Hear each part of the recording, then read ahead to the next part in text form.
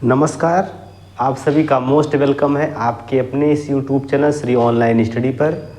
तो जैसा कि आप लोग जीएस की प्रॉपर क्लास पा रहे हैं, तो इसी क्रम में जो है कुछ हमारे स्टूडेंट्स की डिमांड थी कि सर जो है भारत का स्वतंत्रता संघर्ष आप पढ़ा दीजिए। तो उनकी डिमांड को ध्यान में रखते हुए उनके जो है एग्ज़ाम को अच्छा बनाते हुए जो है हम ये प्रयास कर रहे हैं कि ये चीज़ें आपको बेहतर मिलेंगी यहाँ से। तो अगर ये प्रयास हमारा आपको अच्छा लग रहा है, चीज़ें समझ में आ रही हैं, तो वीडियो को लाइक करें, दोस्तों के साथ शेयर करें और चैनल को हमारे सब्सक्राइब करें। तो चलिए आगामी एग्ज़ाम्स को देखते हुए जो अभी हाल ही में होने वाले हैं, उसी क्रम में जो है हम भारत के स्वतंत्रता आंदोलन की शुरुआत करते हैं। ठीक है, ये एक इम्पॉर्टेंट टॉपिक रहेगा, यहाँ से एग्ज़ाम में क्वेश्चन आना तय होता है। तो इसी क्रम में इस वीडियो को आप कई बार देखिएगा और हो सके तो चीज़ों को नोट डाउन भी करिएगा ताकि आपको चीज़ें बेहतर ढंग से याद हो सकें। ठीक है, चलिए शुरुआत करते हैं यहाँ से। तो देखिएगा, भारत के स्वतंत्रता आंदोलन को हम 3 चरणों में बांटते हैं। प्रथम चरण, द्वितीय चरण और तृतीय चरण। प्रथम चरण, द्वितीय चरण और तृतीय चरण, ये 3 पार्ट में हम इस स्वतंत्रता आंदोलन को पढ़ेंगे। ठीक है, प्रथम चरण की अगर बात करें तो इस प्रथम चरण में जो है भारतीय राष्ट्रीय कांग्रेस की स्थापना होती है। अच्छा, पहले इनका समय डिवीज़न देख लेते हैं। ये प्रथम चरण का समय जो है 1885 से लेकर 1905 के मध्य माना गया है। आई बात समझ में। द्वितीय चरण की अगर बात करें तो ये जो है 1905 से लेकर 1919 के बीच में माना गया है। आई बात समझ में। इसमें देखें तो इसमें जो है ये जो तृतीय चरण है, इसका जो समय रहेगा ये 1919 से लेकर 1947 तक रहेगा। 1919 से लेकर 1947 तक। देखिए, अब इस प्रथम चरण की अगर बात करें तो इस प्रथम चरण का जो सबसे महत्वपूर्ण काम है, इसमें भारतीय राष्ट्रीय कांग्रेस की स्थापना है। भारतीय राष्ट्रीय कांग्रेस की स्थापना हुई है। भारतीय राष्ट्रीय कांग्रेस की स्थापना का जो समय है वो पहला चरण है, स्वतंत्रता आंदोलन का पहला चरण है। ठीक है, इसमें अगर आप देखें तो ये जो भारतीय राष्ट्रीय कांग्रेस की स्थापना है ये नरमपंथी लोगों के द्वारा की गई है। नरमपंथी लोगों के द्वारा की गई है।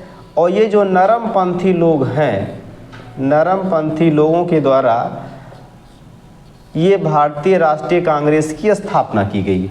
ये नरमपंथी लोग अपनी मांगों को मनवाने के लिए ब्रिटेन सरकार से याचना करते थे, प्रस्ताव रखते थे, अधिवेशन आयोजित करते थे, कोई शिष्टमंडल ब्रिटेन भेजकर अपनी मांगों को पूरा करवाते थे।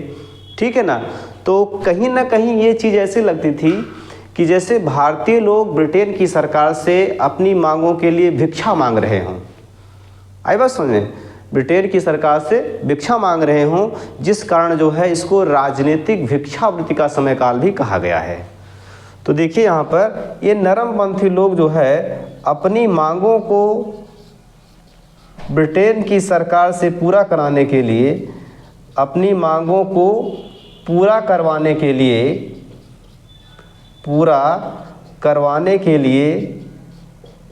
ठीक है ना, याचना की बात करते थे। याचना और प्रस्ताव, अधिवेशन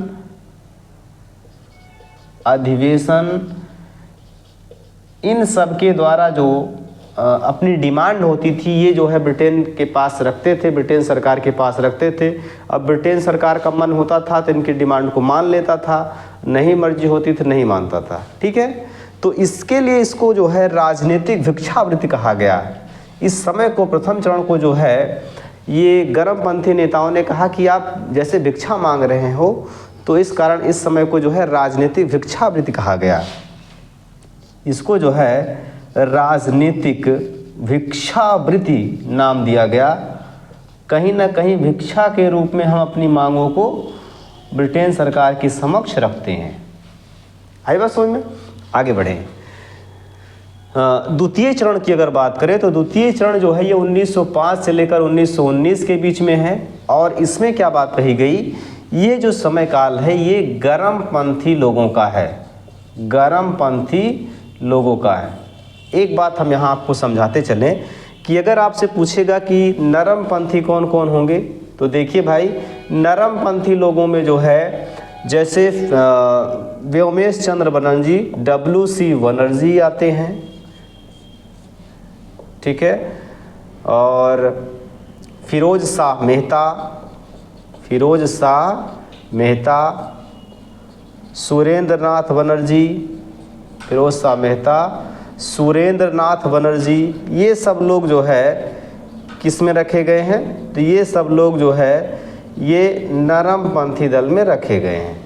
ठीक, गर्मपंथी अगर दल की बात की जाए तो इसमें 3 लोगों का नाम आप याद रखोगे, लाल, बाल और पाल, लाल, बाल और पाल, ठीक है ना, लाल, बाल और पाल का नाम याद रखोगे। इसके अलावा अरविंद घोष भी इसमें आ जाते हैं, अरविंद घोष भी इसमें आ जाते हैं।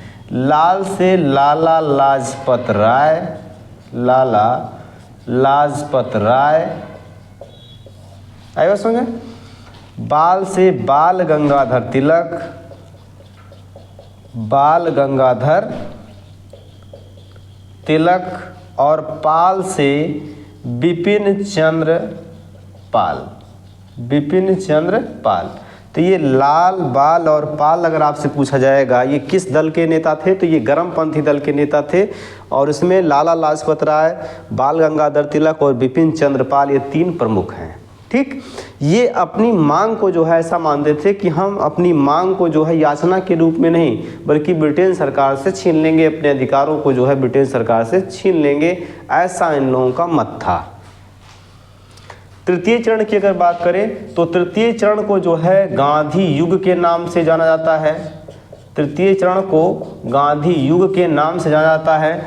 और इस चरण में जो है गांधी जी के द्वारा बहुत सारे आंदोलन किए गए, बहुत सारे कार्य इसमें किए गए भारत को स्वतंत्र कराने के परिप्रेक्ष्य में। इस नाते इस समय को हम गांधी युग के नाम से जानते हैं। बातें क्लियर है यहाँ तक, आगे बढ़ें। तो ये जो है भारत के स्वतंत्रता आंदोलन को हम 3 चरणों में यहाँ तक बांट सकते हैं। अब आगे चलते हैं।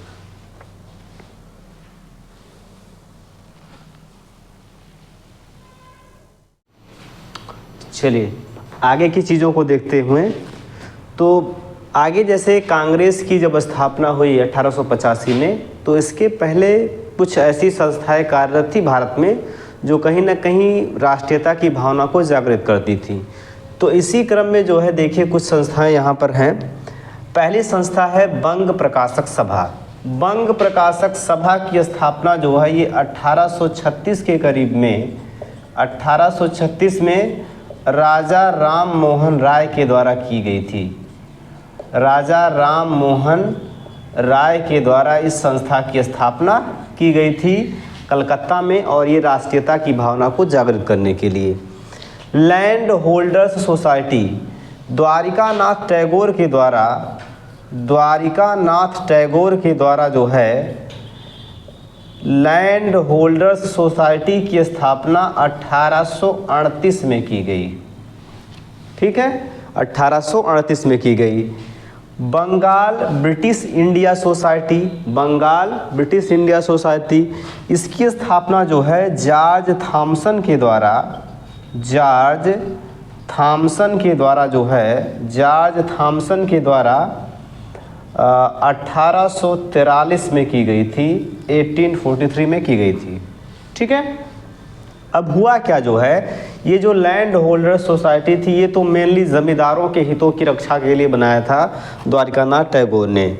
बाद में जो है लैंड होल्डर सोसाइटी और बंगाल ब्रिटिश इंडिया सोसाइटी को मर्ज करके, मिला करके बंगाल इंडिया एसोसिएशन की स्थापना जो है ये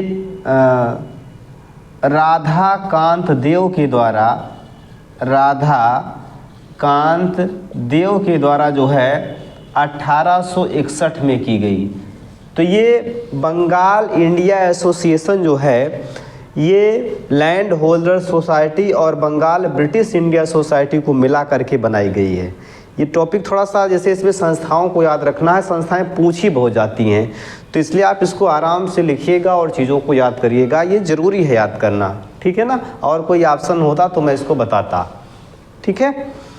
आगे बढ़ेंगे इसमें, तो अगला जो संस्था आएगा पूना सार्वजनिक सभा। पूना सार्वजनिक सभा की स्थापना जो है ये 1870 में जो है 1870 में यमजी रनाडे के द्वारा की गई। महादेव गोविंद रनाडे के द्वारा जो है ये की गई महाराष्ट्र में। कहाँ पर की गई? महाराष्ट्र में की गई, ठीक भाई। इंडिया लीग की स्थापना जो है ये 1873-76 के करीब में 1876 में जो है ये स्थापना की गई। किसके द्वारा? शिशिर कुमार घोष के द्वारा।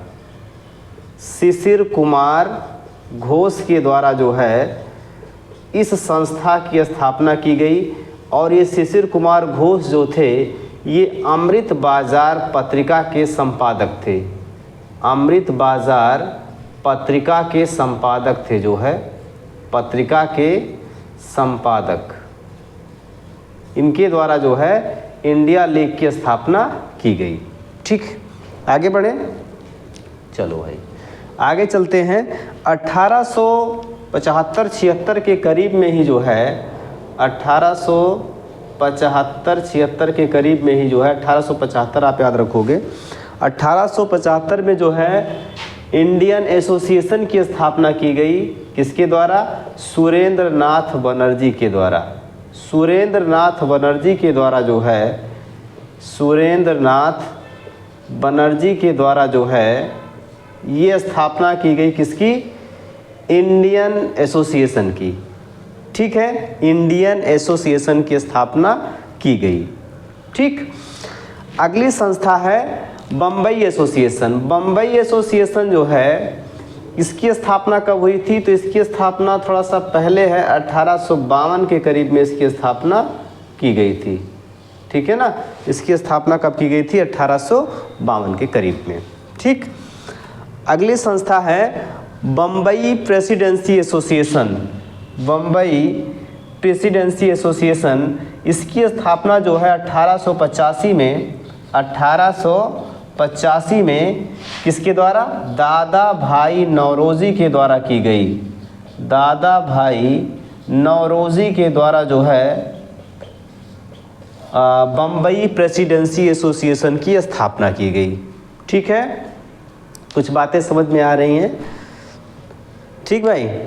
ये तो थी कांग्रेस के पूर्व बनने वाली जो है कुछ संस्थाएं। इन सब संस्थाओं का काम क्या था? तो भारत में राष्ट्रवाद का उदय इन संस्थाओं का मेन मोटो था, ठीक।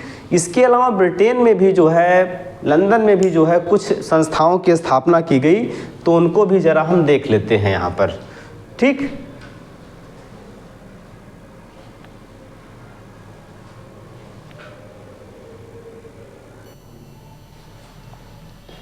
देखिए, भारत से बाहर लंदन में जो है दो संस्थाएं कार्यरत थीं।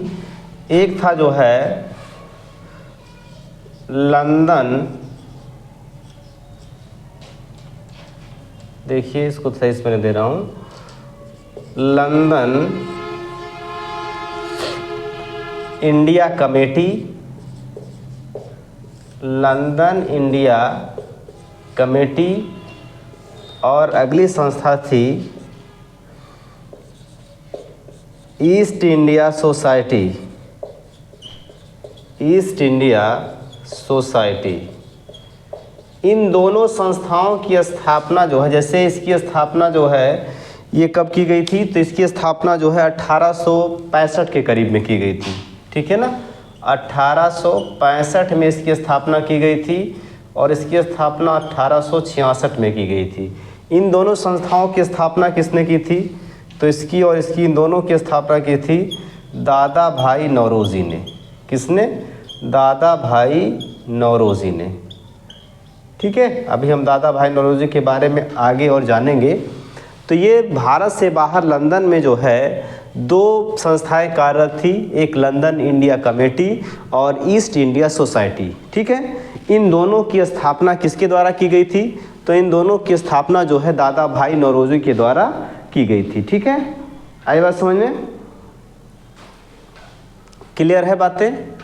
ठीक, कहीं कहीं इसको जो है ईस्ट इंडिया एसोसिएशन भी लिखा होगा, तो आप जाने रहिएगा कि ईस्ट इंडिया एसोसिएशन जो है यही है, ईस्ट इंडिया एसोसिएशन यही है, एसोसिएशन। ठीक है ना? चलो, तो ये हो गया जो है भारतीय राष्ट्रीय कांग्रेस की स्थापना से पूर्व की संस्थाएं। अब इसमें हम आगे और बढ़ते हैं तो आता है भारतीय राष्ट्रीय कांग्रेस की स्थापना। ठीक, भारतीय राष्ट्रीय कांग्रेस की स्थापना तो देख लेते हैं उसको भी।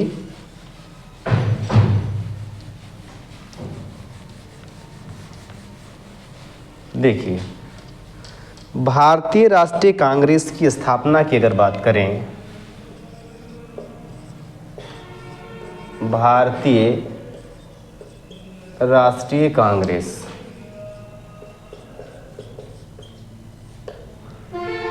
ठीक है ना, स्थापना की अगर इसके बात की जाए तो स्थापना इसकी हुई थी 28 दिसंबर 1885 को।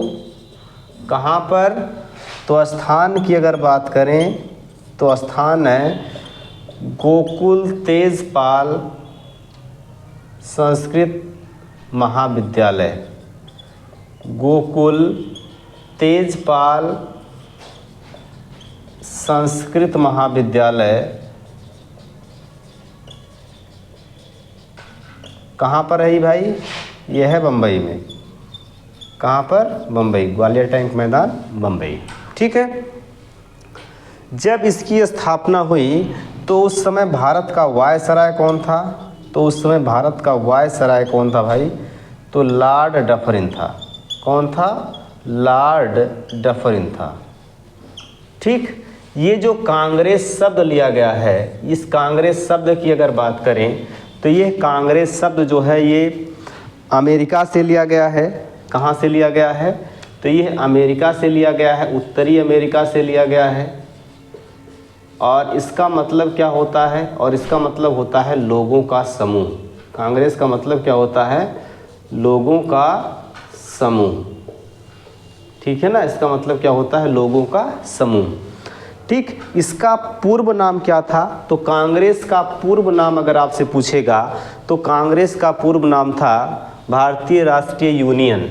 ठीक है ना, भारतीय राष्ट्रीय यूनियन। इसका पूर्व नाम क्या था? तो इसका पूर्व नाम था भारतीय राष्ट्रीय यूनियन, भारतीय राष्ट्रीय यूनियन। जब इसका प्रथम अधिवेशन हुआ, मैं आगे सारी चीज़ें पढ़ाऊंगा, परेशान मत होइए। जब इसका प्रथम अधिवेशन हुआ तो इस यूनियन शब्द को हटाकर उसमें कौन सा शब्द जोड़ा गया? कांग्रेस शब्द जोड़ा गया। तो इसका पूर्व नाम क्या था? भारतीय राष्ट्रीय यूनियन था। बाद में जो है इसको बदल कर क्या कर दिया गया? भारतीय राष्ट्रीय कांग्रेस कर दिया गया। भारतीय राष्ट्रीय कांग्रेस कर दिया गया। ठीक है ना, भारतीय राष्ट्रीय कांग्रेस कर दिया गया। ठीक, तो इसके बाद जो है हम आगे जो है इस पे और चीज़ों को डिस्कस करेंगे। और क्या चीज़ें हैं? तो जैसे इसके संस्थापक कौन हैं? संस्थापक की अगर बात करें तो इसके संस्थापक जो है, इसके संस्थापक हैं Elon Octavian Hume, A.O. Hume के नाम से इनको हम लोग जानते हैं। A.O. Hume, Allan Octavian Hume, Allan Octavian Hume, Allan Octavian Hume के नाम से इनको हम जानते हैं, A.O. ह्यूम। ठीक, अब इसके बाद जो है हमको कांग्रेस के अधिवेशनों पे डिस्कस करना है। तो इसमें जो भी महत्वपूर्ण अधिवेशन होंगे उन पर हम डिस्कस कर लेंगे। ठीक है ना, और आफ्टर दिस हम लोग चलेंगे जो है भारत में क्रांतिकारी आंदोलनों पर। ठीक, तो ये अभी थोड़ा सा पहला वीडियो था, इसके बाद आगे की चीज़ें और इंटरेस्टेड होने वाली हैं। ठीक है, तो आप लोग इसको देखिए और चीज़ों को अच्छे से रिवीजन करिए, ठीक है। ये आपके एग्ज़ाम के लिए अति महत्वपूर्ण होने वाला है ये चैप्टर, जो भी आप 2-3 वीडियो में पढ़ाऊँगा और 2-3 वीडियो में मैं सारा जो भारत का स्वतंत्रता आंदोलन है ये पूरा निचोड़ कर रख दूँगा, ठीक है। तो आपके क्वेश्चन भी यहीं से मिट जाएंगे। तो आज के लिए इतना रखिए, बाकी चीज़ों पे हम मिलते हैं कल के वीडियो में। ओके, थैंक यू सभी को।